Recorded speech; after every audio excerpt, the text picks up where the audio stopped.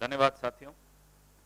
आज ये एक विशेष प्रेस वार्ता में आप सबको बुलाया है, गंभीर है। जो खतरा इस देश पर अब मंडरा रहा है, मुझे लगता है हम सबकी रात की नींद हराम होनी चाहिए। मुंह में राष्ट्रवाद, बगल में छुरी। उदयपुर में हुई विभत्स घटना के संदर्भ में कल एक मीडिया ग्रुप ने एक बहुत ही सनसनीखेज खुलासा किया। जब वो खुलासा हुआ तो उसके बाद हम लोगों ने भी कुछ रिसर्च की। इस खुलासे में उदयपुर में जो कन्हैयालाल की जो जघन्य हत्या हुई थी, उसका मुख्य आरोपी रियाज अटारी, उसके संबंध भारतीय जनता पार्टी के नेताओं के साथ, उन संबंधों का यह खुलासा कल टीवी पर हम सब ने देखा और फिर सोशल मीडिया पर उस पर काफी चर्चा भी हुई और उसके बाद हमने रिसर्च की और नए तथ्य सामने आए। रियाज अटारी राजस्थान में भारतीय जनता पार्टी के कद्दावर नेता, पूर्व गृह मंत्री राज्य के गुलाब चंद कटारिया जी के अनेक कार्यक्रमों में शामिल होते थे। वो तस्वीरें आप सबके सामने आपको दी जाएंगी। फिर जब हमने रिसर्च की, क्योंकि कार्यक्रम में तो बस इतना ही बताया गया था, तो जब रिसर्च की तो फेसबुक पर भारतीय जनता पार्टी के माइनॉरिटीज प्रकोष्ठ के नेता इरशाद चैनवाला 30 नवंबर 2018, आज से 4 साल पहले, फेसबुक पोस्ट पर वो और एक और नेता है मोहम्मद ताहिर, जो अब लापता हैं, जिनका मोबाइल भी बंद है। जब से ये हत्याकांड हुआ तब से वो लापता है। तो इरशाद चैनवाला और मोहम्मद ताहिर के 3 फरवरी 2018, 27 अक्टूबर 2019 और 10 अगस्त 2021, 28 नवंबर 2019 के पोस्ट हम लोगों ने स्टडी किए, उसका अध्ययन किया। अब अटारी जो है, रियाज अटारी, उमरा करके वहां से कुछ पोस्ट डालते हैं, फोटो डालते हैं और उसमें बड़े स्पष्ट तौर पे यह भारतीय जनता पार्टी के नेता, मैं पढ़ के बताता हूं उन्होंने क्या पोस्ट डाला, क्योंकि हमारी ये स्क्रीन अभी नहीं चल पा रही। आपके व्हाट्सएप ग्रुप में विनीत जी डाल रहे हैं। ये हमारे बीजेपी कार्यकर्ता उदयपुर राजस्थान के रियाज अटारी भाईजान ने हमारे वतन हिंदुस्तान में अमन व अमन के लिए दुआओं कर अल्लाह हमारे हिंद को सलामत रखे, आमीन। ये पोस्ट डाली है मोहम्मद भाजपा के कार्यकर्ता हैं। मोहम्मद ताहिर कह रहे हैं रियाज अटारी के लिए कि ये हमारे उदयपुर भाजपा के कार्यकर्ता रियाज अटारी उमरा करने गए और देश में अमनो अमन की दुआ मांगी। इससे ज्यादा स्पष्ट क्या हो सकता है? भारतीय जनता पार्टी का कार्यकर्ता रियाज अटारी गुलाब चंद कटारिया, पूर्व राज्य गृह मंत्री, के कार्यक्रमों में लगातार शामिल होता है। भारतीय जनता पार्टी के स्थानीय नेता अपनी फेसबुक पोस्ट में रियाज भाई, हमारे भारतीय जनता पार्टी के कार्यकर्ता रियाज भाई कहकर संबोधित करते हैं। ये चल क्या रहा है इस देश में? माजरा क्या है? पुलवामा में सवाल उठे थे कि 350 किलो आरडीएक्स कैसे पहुंचा। डीएसपी दविंदर सिंह का नाम हम सब जानते हैं। उसको चुपचाप से नौकरी से बाहर कर दिया, नो इंक्वायरी, कि राष्ट्र हित में नहीं है, इसके खिलाफ इंक्वायरी करना। आपको याद है ये क्या हो रहा है इस देश में? कौन करवा रहा है ये सब? एक के बाद एक दुर्घटनाएं होती हैं, एक के बाद एक हमले होते हैं और सवाल ज्यों के त्यों, कोई जवाब नहीं, कोई उत्तर नहीं। प्रधानमंत्री चुप, गृह मंत्री चुप। इन तस्वीरों के बाद और ये बड़े महत्वपूर्ण तथ्य हम सबके सामने आए हैं। आप सोचिए, अगर ये सिर्फ तस्वीर होती तो चलिए हम सोचते कि किसी सामाजिक कार्यक्रम की तस्वीरें होंगी, होती हैं राजनीतिक दलों की, नेताओं की। लेकिन यह फेसबुक पोस्ट स्पष्ट करती है कि रियाज अटारी, कन्हैया लाल का हत्यारा, आतंकी रियाज अटारी भारतीय जनता पार्टी का सदस्य, सक्रिय सदस्य है। आज सूर्यास्त तक हम उम्मीद करते हैं कि यह तथाकथित राष्ट्रवादी पार्टी इस बात का जवाब देगी, इस देश को जवाब की इंतजार है। कल सुप्रीम कोर्ट ने, माननीय सर्वोच्च न्यायालय ने कुछ बहुत गंभीर टिप्पणियां की थी। आज इन तथ्यों के उजागर होने के पश्चात उन टिप्पणियों को फिर से देखना चाहिए। और वो टिप्पणियां सिर्फ एक नुपुर शर्मा के खिलाफ नहीं थी। Who is Nupur Sharma? नुपुर शर्मा की सामाजिक पहचान भारतीय जनता पार्टी से बनी है। जब नुपुर शर्मा ने वो अल्फाज कहे पैगंबर साहब के खिलाफ, तब वो भारतीय जनता पार्टी की अधिकृत प्रवक्ता थी। उसके 10 दिन बाद तक नुपुर शर्मा भारतीय जनता पार्टी की अधिकृत प्रवक्ता थी। तो इसलिए अगर माननीय सर्वोच्च न्यायालय अगर नुपुर शर्मा के लिए कुछ कहता है तो वो टिप्पणियां भारतीय जनता पार्टी के लिए हैं।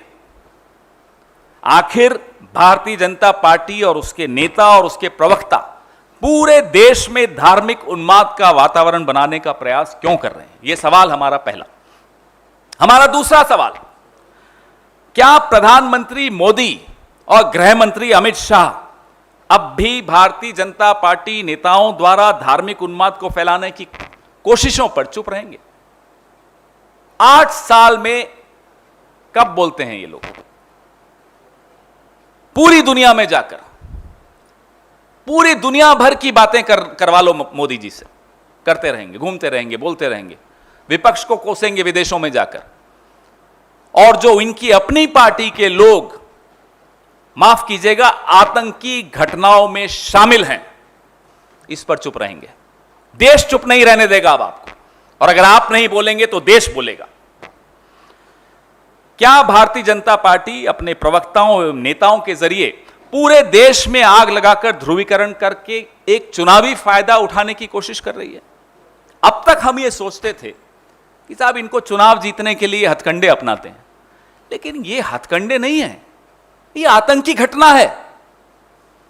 देश को तोड़ रहे हैं, आपस में हमें लड़वा रहे हैं, और इतने बड़े षड्यंत्र में भारतीय जनता पार्टी का एक सक्रिय सदस्य सरेआम आरोपी है, सरेआम शामिल है। आपने सबने देखा, जो ही उदयपुर में यह हत्याकांड हुआ, केंद्र ने एनआईए को यह जांच सौंपने की बात की। हमारे मुख्यमंत्री ने तुरंत इसका स्वागत किया, हम सब ने इसको स्वीकार किया। लेकिन अब ये नए तथ्यों के उजागर होने के पश्चात सवाल उठता है, और बड़ा गंभीर सवाल उठता है, ये हमारा आखिरी सवाल है, क्या भारतीय जनता पार्टी की केंद्र की सरकार ने इन्हीं कारणों से डरकर जल्दबाजी में एनआईए को यह केस सौंपने का निर्णय लिया? कारण क्या था? यह सवाल, एक एक सवाल बहुत गंभीर है, क्योंकि इसमें देश की सुरक्षा, देश का एक रहना, अखंडता का सवाल आता है। और मैंने आपको पुलवामा का उदाहरण जानबूझकर दिया, आज तक जवाब नहीं मिला है। डीएसपी देविंदर सिंह का आज तक, माफ कीजिएगा, मीडिया ने इतना पूछने की भी हिम्मत नहीं की कि देविंदर सिंह के खिलाफ कार्रवाई क्यों नहीं हो रही, क्यों चुपचाप उसको नौकरी से बाहर कर दिया, और क्यों उसके ऑर्डर में है कि देश हित में यह आवश्यक है कि इनके खिलाफ कोई इंक्वायरी ना हो। वो ऑर्डर भी मैं आपको अभी साझा करता हूं, विनीत भाई, मैं आपको भेज रहा हूं, वो भी इनसे आप साझा करिएगा।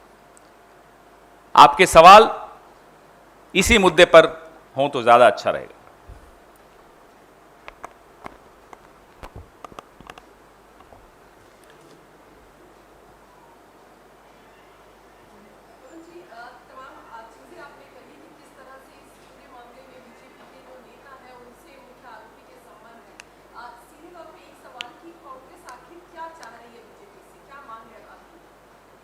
कांग्रेस की बात नहीं है, अब देश भारतीय जनता पार्टी से स्पष्टीकरण चाहता है।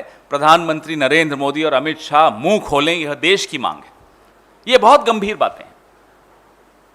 सिर्फ चित्र होना किसी सामाजिक कार्यक्रम में वो अलग बात होती है। वो हो सकता है, आप पत्रकार हैं, आपके साथ भी कोई लोग चित्र खिंचवाते हैं, अपना सेल्फी खिंचवाते हैं। यह तो और ज्यादा गंभीर है कि फेसबुक पोस्ट पे लिखा जा रहा है कि रियाज अटारी भारतीय जनता पार्टी उदयपुर के कार्यकर्ता उमरा गए, वहां उन्होंने यह सब दुआएं मांगी। आज की नहीं है ये पोस्ट, 2018, 19, 20, 21 ये तमाम पोस्ट मैं आपको भेज रहा हूं।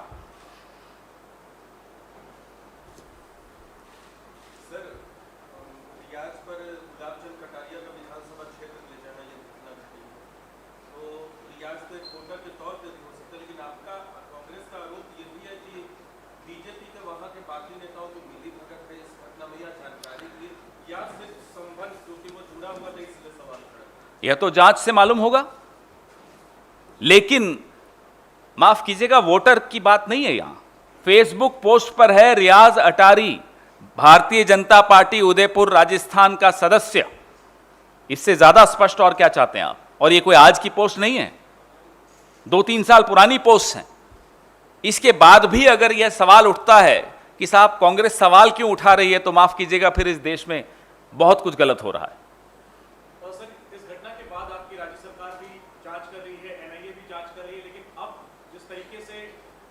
आरोपी के बीजेपी कनेक्शन की बात सामने आई है, आप लोगों ने भी सवाल उठाए हैं, तो अब आप किस तरह की जांच की मांग करेंगे?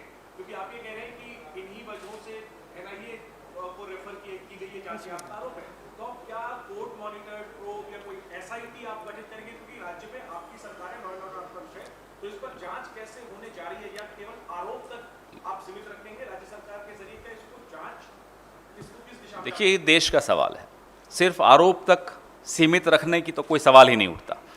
माननीय मुख्यमंत्री अशोक गहलोत जी के संज्ञान में यह तथ्य आए हैं, सरकार है वो सलाह मशविरा करके नियम कानून सम्मत कदम उठाएगी और आपको बहुत जल्दी उसकी जानकारी भी दी जाएगी। रही बात एनआईए की, तो हम यह सवाल उठा रहे हैं, अब तब नहीं उठाया था। तब स्वागत किया था अशोक गहलोत जी ने भी, और उन्होंने कहा था कि मेरी पुलिस और मेरा प्रशासन एनआईए को पूरा समर्थन देगा, पूरा सहयोग देगा, और हमने इस मंच से बैठकर एनआईए को सुपुर्द करने का स्वागत किया था। लेकिन ये नए तथ्यों के पश्चात एक बहुत बड़ा सवाल उठता है कि ये एनआईए का निर्णय केंद्र सरकार ने कुछ घंटों में ही लिया था, तो क्या इन तथ्यों को छिपाने के लिए लिया था? भूलिएगा मत जैनेंद्र जी, ये वही गुलाबचंद कटारिया हैं जिनका सोहराबुद्दीन फेक एनकाउंटर में सीबीआई की चार्जशीट में भी जिक्र आया था। सर, तो सप्लीमेंट्री सवाल नहीं है, का सवाल नहीं है कि क्या इसमें अब नए जांच की मांग करेंगे? नए तथ्य आपके सामने आए हैं, एनआईए जांच कर रही है, आप केंद्र सरकार से सवाल उठा रहे हैं। हम केंद्र सरकार से तो जांच की मांग नहीं कर रहे, हम केंद्र सरकार से जवाब की मांग कर रहे हैं। और रही बात जांच की, तो जैसा मैंने कहा, मुख्यमंत्री अशोक गहलोत जी के संज्ञान में ये नए तथ्य आए हैं।